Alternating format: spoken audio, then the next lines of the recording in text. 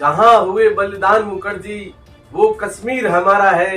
एक राजनीतिक विचारक, एक विचारधारा द्वारा यह नारा 1952 में दिया गया था और उस राजनीतिक नारे के जो प्रचारक थे डॉक्टर श्यामा प्रसाद मुखर्जी, उनके नाम से बीकानेर में श्यामा प्रसाद मुखर्जी मंदिर संस्थान के जो संयोजक है, अध्यक्ष है बीकानेर के ओम प्रकाश जी, आज उनसे बातचीत करते हैं। उनसे इस संबंध में इंजीनियर साहब बताइए कि क्या क्या जो लेकर चल रहे हैं। पुण्यतिथि जो है 23 जून को आ रही है श्यामा प्रसाद मुखर्जी की, उन पे क्या मैसेज लेकर चल रहे हैं? श्यामा प्रसाद मुखर्जी स्वयं एक विद्यालय संस्थान है। उन्होंने जो जीवन में एक विचारधारा दी, भौगोलिक दृष्टि जो है वो हर देश में वो वहाँ की आत्मा होती है। एक भूमि, एक विचारधारा, एक राष्ट्रीयत्व, एक वहाँ का विचार दर्शन, उससे राष्ट्र बन रहा है। और राष्ट्र बनाने में हजारों साल लगते हैं। उस तपस्या का प्रतिफल वो राष्ट्र के रूप में दिखाई दे रहा है। जो भारत का संक्रमण काल है, जिसमें मुगलों ने, अंग्रेजों ने भारत को दास-दास से बांधे रखा, वो ऐसे समय में भारत के पूरे कश्मीर से कन्याकुमारी, अटक से कटक तक भारत का आम नागरिक, समस्त प्रकार की उपासना पद्धति के लोग इस देश से अंग्रेजों को बाहर निकालने के लिए लगे हुए थे। उसमें गांधी का जो नेतृत्व था, उसमें गांधी ने पूरे भारत में सब लोगों को देश के प्रति प्रेम करना सिखाया, इसमें कोई दो मत नहीं है। परंतु देश में सबसे ज्यादा आंदोलन की जो भूमि है वो रही पंजाब, वो रही बंगाल। परंतु दुर्भाग्य क्या रहा कि द्विराष्ट्र सिद्धांत पर जो पंजाब और बंगाल के विरोध में क्रांतिकारियों ने अपना जीवन भारत माँ के चरणों में समर्पित किया, परंतु वो बंगाल और पंजाब को नहीं बचा सके। और जिन लोगों ने पाकिस्तान बनाने के लिए पुरजोर जिन्ना का समर्थन किया, वो भारत से बाहर नहीं गए। भारत में यूपी, उत्तर प्रदेश, बंगाल, केरल, इन लोगों ने जिन्ना का भरपूर समर्थन किया, कत्लेआम किए, मारकाट की, परंतु वो लोग भारत से बाहर नहीं गए, वो यही रह गए। श्यामा प्रसाद मुखर्जी जो है वो एक युग दृष्टा थे, ये हम कैसे कह सकते हैं? युग दृष्टा थे, तभी तो उन्होंने धारा 370 का खिलाफत की, क्योंकि 370 जैसे पाकिस्तान सन में उन्होंने धारा 370 के खिलाफ जो है आवाज बुलंद की थी और किस प्रकार से शहीद हुए?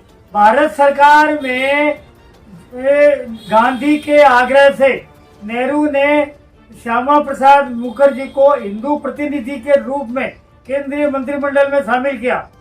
डॉक्टर भीमराव रामजी अंबेडकर को दलित प्रतिनिधि के रूप में शामिल किया। क्या ये सारे लोग कांग्रेस के प्रतिनिधि? कांग्रेस में नहीं थे ये लोग। कांग्रेस की जो राष्ट्रीय कार्य समिति थी, उन्होंने तो नेहरू को वोट ही नहीं दिए थे प्रधानमंत्री बनने के लिए। पूरी राष्ट्रीय कार्य समिति इलेक्टेड होके आए थे। वो जो नेहरू के खिलाफ वोट तो राष्ट्रीय कार्य समिति ने सरदार पटेल को दिए थे, पर गांधी का दबाव इतना था और गांधी को सर्वमान्य, भारत में लोगों ने गांधी को एक सर्वमान्य नेता मान लिया था और उनके कहने से ही पूरा देश के तात्कालिक जो कांग्रेस थी वो चल रही थी। और यही कारण था कि पटेल के समर्थन होने के बावजूद भी नेहरू को प्रधानमंत्री बनाया गया और उन्होंने अपना मित्र भाव जो था शेख अब्दुल्ला के लिए वो निभाया और कश्मीर को धारा 370 देकर के एक जो विशेष दर्जा दिया। धारा 370 कब दिया गया था? 1951 में, आजादी के बाद दिया गया था। आजादी के बाद में विशेष दर्जा। लेते हैं एक छोटा सा ब्रेक। गोलछा स्टोर बीकानेर में स्वादिष्ट ब्रांडेड खाटा, सभी तरह के जायकेदार अचार, चूरी, सुपारी, माउथ फ्रेशनर और मुरब्बे में सालों से ग्राहकों के विश्वास का नाम, क्योंकि यहाँ मिलते हैं ग्राहकों को सभी प्रोडक्ट्स नंबर 1 क्वालिटी के साथ। और जी हाँ, ये सभी प्रोडक्ट्स आपको हमारे यहाँ मिलते हैं होलसेल के दामों पे। बीकानेर में नंबर 1 और सुप्रसिद्ध आपका अपना गोलछा स्टोर, पता याद रखें, कोट गेट, सट्टा बाजार, बीकानेर।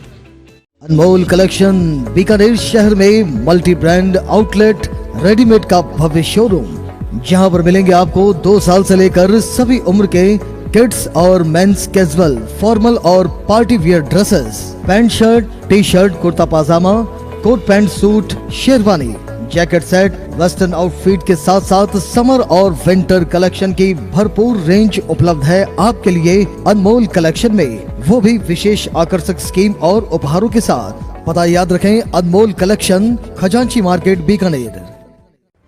ब्रेक से लौटते हैं। श्यामा प्रसाद मुखर्जी जब शहीद हुए कश्मीर में, वो समय कौन सा था, वो दौर कौन सा था, वो किस पद पे थे? वो उस समय कांग्रेस को छोड़ चुके थे और उन्होंने 1951 में भारतीय जनसंघ की स्थापना की। ये श्यामा प्रसाद मुखर्जी के साथ में दीनदयाल जी उपाध्याय, अटल बिहारी वाजपेयी उनके साथ थे। उन्होंने पहले शेख अब्दुल्ला से मिलने के लिए कश्मीर गए, उनको समझाया, और जब वो माने नहीं तो जो नेहरू और शेख अब्दुल्ला का जो सामूहिक षड्यंत्र था उसके विरोध में, धारा 370 के विरोध में उन्होंने आंदोलन चलाया। उस समय प्रेमनाथ डोगरा, टेकचंद, गुरुदत्त, ये सब उनके साथ गए थे और उन्होंने कश्मीर में जब प्रवेश किया, उनको रोकने की जगह पर उनको जाने दिया और अंदर गिरफ्तार किया। जब वो वहाँ गए थे तब क्या वो मंत्री थे? नहीं, मंत्रिमंडल से उन्होंने त्याग पत्र दे दिया था। भारत सरकार के मंत्री रहते हुए वो वहाँ पे नहीं गए। मंत्री पद से त्याग पत्र देने के बाद में वो शेख अब्दुल्ला जी से मिलने जाते हैं, एक आम नागरिक की तरह मिलने जाते हैं। तो यह क्या औचित्य था? जब वो मंत्री थे तब क्यों नहीं गए? मंत्री रहते हुए शेख अब्दुल्ला से उन्होंने बात की थी और उन्होंने कहा कि ये धारा 370 है, ये गलत है। ये भारत में, क्योंकि उस समय कश्मीर में शेख अब्दुल्ला को प्रधानमंत्री ही घोषित किया गया था और भारत सरकार में जब ये मंत्री थे, भारत सरकार ने जब उनको ये विशेष धारा दे दी थी, तब ये कश्मीर जाने की बजाय भारत सरकार में दिल्ली में बैठकर ही इन्होंने इसके लिए बातचीत क्यों नहीं की? दिल्ली में नेहरू से भी इन्होंने बात की, शेख अब्दुल्ला से भी कश्मीर जाकर के बात की। जब कोई बात साकार रूप नहीं ले पाई तब ही इन्होंने आंदोलन किया और आंदोलन में हमारे बीकानेर से भी 3 लोग साथ में गए थे। उनके 3 के नाम बत्सराज जी व्यास, शरद चांद जी और देवकिशन जी अग्रवाल, तीनों ही आज भगवान को स्वर्गवास हो गए, परंतु तीनों लोग उनके आंदोलन में साथ थे। अल्प वयस्क होने के कारण से उनको आंदोलन के बीच में वापस भेज दिया गया था। लगभग कितने लोग जो है श्यामा प्रसाद मुखर्जी के साथ कश्मीर गए थे? हजारों की तादाद में थे। कश्मीर सीमा से पहले, क्योंकि कश्मीर सीमा के अंदर पार पत्र जो था, जस्ट लाइक पासपोर्ट कहा जा सकता है। पासपोर्ट का मतलब यह है कि कश्मीर एक अलग देश के रूप में अस्तित्व में आता जा रहा था और कम्युनिकेशन के कोई साधन थे नहीं, कोई टीवी नहीं था, अखबार भी पूरे हिंदुस्तान में तीसरे दिन आते थे, दिल्ली में समाचार पत्र छपते थे और उसके कारण से किसी को जानकारी नहीं होती थी।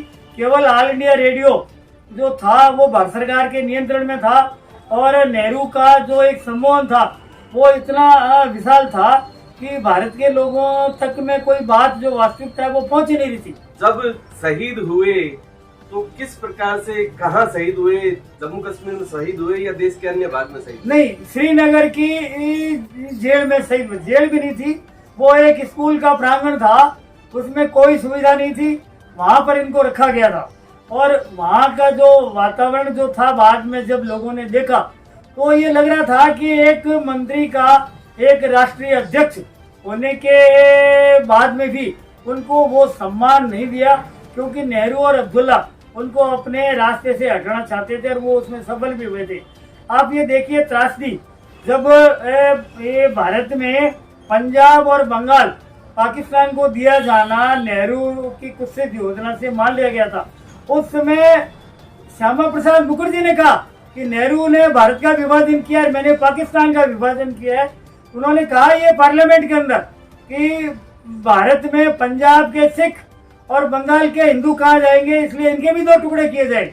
पर दुर्भाग्य ये रहा, उस समय सिख समाज जो था, हालांकि उनमें भी बड़े लीडर थे, कांग्रेस के भी राष्ट्रीय स्तर के नेता थे, परंतु वो करतार साहब जो बिल्कुल नजदीक है भारत की सीमा के, उसको वो बचा नहीं पाए, और करतार साहब जो है आज पाकिस्तान में रह गया। ऐसे बहुत सारे स्थान हैं आबादी के। सारे जो बचा नहीं पाए, नेहरू जब नहीं बचा पाए, गृह मंत्रालय पटेल के पास था, पटेल ने जितना बचाना था, जितना समाहित करना था समाहित कर लिया। उसके बाद में जो जम्मू कश्मीर था उसको विशेष दर्जा देने की नेहरू जी की सोच क्या थी? नेहरू ये चाहते थे कि शेख अब्दुल्ला के लिए कश्मीर दे दिया जाए, ये उनका षड्यंत्र था। और बाद में इतिहास ने ये सिद्ध भी किया कि नेहरू तात्कालिक जो जिन्ना के अनुयायी थे उनको वो कोई सूरत में नाराज करना नहीं चाहते थे।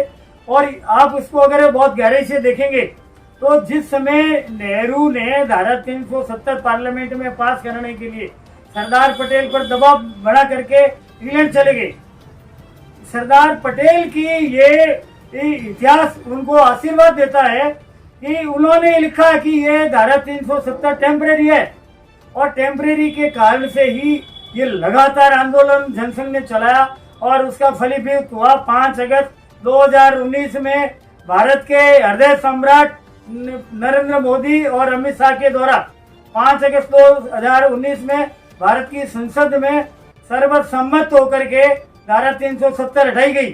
जब नेहरू को इंग्लैंड में पता चला कि श्यामा प्रसाद मुखर्जी का जीवन समाप्त हो गया, राजनीतिक विचारधारा के घोतक हम श्यामा प्रसाद मुखर्जी को मानते हैं। राजनीतिक संस्थापन उनका, जिस दिन का संस्थापकता उन्होंने की, वो कौन कौन से फैक्टर है, वो कौन कौन से जो है उद्भव है उनके द्वारा, वो उसके बारे में आप बताएं। वो लोकतांत्रिक व्यक्ति थे। पार्लियामेंट में नेहरू ने श्यामा प्रसाद मुखर्जी को कहा, mister Mukherjee I will curse you. Recorded है ये भारत की संसद के अंदर। उन्होंने कहा कि mister Nehru I will curse the mentality of crushing. अगर तुम लोकतांत्रिक ढंग से चलने के लिए तैयार नहीं हो तो मैं तुम्हारी इस मेंटेलिटी को ही कर्स कर दूंगा। ये श्यामा प्रसाद मुखर्जी के महान लोकतांत्रिक होने का एक स्पष्ट सबूत है। और उन्होंने अपनी विचारधारा से कौन सी पार्टी का उद्भव किया? ये भारतीय जनसंघ जो शब्द दिया गया, भारत के अंदर जितना जन है उनका समूह, उनका संग्रह, उनका लोक संग्रह किया जाए और उनमें जागरूकता जागृति लाई जाए। 1951 में संस्थापन होने के बाद में जी आज जो इनको यहाँ जनसंघ के रूप में आप ले रहे हैं या अन्य पार्टी के जो विचार के रूप में? अगर जनसंघ का पूरा अगर शब्द का विश्लेषण किया जाए तो वो भी भारतीय जनता पार्टी ही होती है। भारतीय जनसंघ माने जन का समूह और जनता पार्टी माने भारत की जनता की पार्टी। दोनों एक दूसरे के सिनोनिम्स है, एक दूसरे के पर्यायवाची है दोनों। 23 जून को जो उनकी पुण्यतिथि आ रही है उसमें आपकी संस्था द्वारा क्या क्या कार्यक्रम किए? हम बीकानेर के अंदर सरदार पटेल मेडिकल कॉलेज के सामने श्यामा प्रसाद मुखर्जी की अष्ट धातु से निर्मित 851 किलो वजन की आदमकद मूर्ति 10 फीट की वहाँ प्रतिष्ठापित की भी है। तो निर्माण कार्य चल रहा है, शीघ्र पूरा होने की संभावनाओं में हम लगे हुए हैं और बहुत ही पूरा होने के बाद में भव्य कार्यक्रम होगा। उसमें केंद्रीय नेतृत्व को हम बुलाने के लिए बनने के बाद में प्रयास करेंगे और सफल होंगे। और लगातार पिछले 25 साल से हम श्यामा प्रसाद मुखर्जी का 23 जून उनकी पुण्यतिथि है और 6 जुलाई उनका जन्मदिन है, प्रतिवर्ष 2 दिन कार्यक्रम करते हैं। और 2019 के बाद में क्योंकि 5 अगस्त को श्यामा प्रसाद मुखर्जी के सपनों के भारत में धारा 370 हटाने का जो अभियान था वो 2019 में पूरा हुआ। तो 2019 से भी हम लगातार कार्यक्रम कर रहे हैं, उसमें अनेक लोगों को बुलाया। इसी 23 जून को भी हम श्यामा प्रसाद मुखर्जी स्मारक स्थल पर कार्यक्रम करेंगे। 70वीं पुण्यतिथि है, 70 बटुक विद्वान बालकों को हम वहाँ प्रसाद ग्रहण करवाएंगे। 70 पशु पक्षियों के लिए चारा, गायों के लिए चारा डालेंगे 70 गायों को। 70 पक्षियों के लिए हम पारसी रखेंगे और पक्षियों का जो है ये चूगा वो डालेंगे और एक कार्यक्रम करेंगे। चूंकि निर्माण कार्य चल रहा है उसके कारण से भव्य कार्यक्रम हम बहुत शीघ्र करने वाले हैं। क्योंकि निर्माण में हमारे व्यवधान नहीं आए इसलिए एक सीमित कार्यक्रम कर रहे हैं। परंतु इससे पहले अनेक राष्ट्रीय स्तर के महानुभावों को हम पिछले 25 वर्ष से बुलाते आ रहे हैं उसमें भाजपा की जब भी सरकार रही उनके केंद्रीय कैबिनेट मंत्रियों को बुलाया हमने, देश के अनेक मूर्धन्य गणमान्य विद्वान लोगों को बुलाया, कार्यक्रम किया है। और एक अंतिम सवाल आपसे है कि जो भारत में नई संसद बनी है अभी जी, यह सवाल थोड़ा हटके है, उसमें भारत के जितने भी विचारक हैं, जितने भी प्रचारक थे, क्या उनकी मूर्ति, क्या उनके जीवन दर्शन के लिए कोई ऐसा रखा है वहाँ जिससे लोग प्रेरणा ले सके? पिछले 1500 वर्ष के अंदर भारत के लोगों का भारत के धन से भारत के मजदूरों ने काम कभी नहीं किया। भारत की संसद अंग्रेजों के टाइम में हुई, इससे पहले आगरा शक्ति केंद्र था, कलकत्ता था, परंतु पहली बार नरेंद्र मोदी के नेतृत्व में ये भारत की संसद बनी है। और भारत की संसद जो है इतिहास के 1500 वर्ष के अवधि को भुला करके महान सांस्कृतिक इतिहास की झांकी वहां दिखाई गई है। और उसका जो साकार रूप है वो संपूर्ण भारत को देखना चाहिए, क्योंकि वो हमारा एक प्रातः स्मरणीय स्थान बन करके एवं भारत के इतिहास को आगे भविष्य के लाखों वर्षों से जो चली आ रही परंपरा है उसको आगे भी जीवित रखेंगे। यह एक पहला सफल प्रयास हुआ है।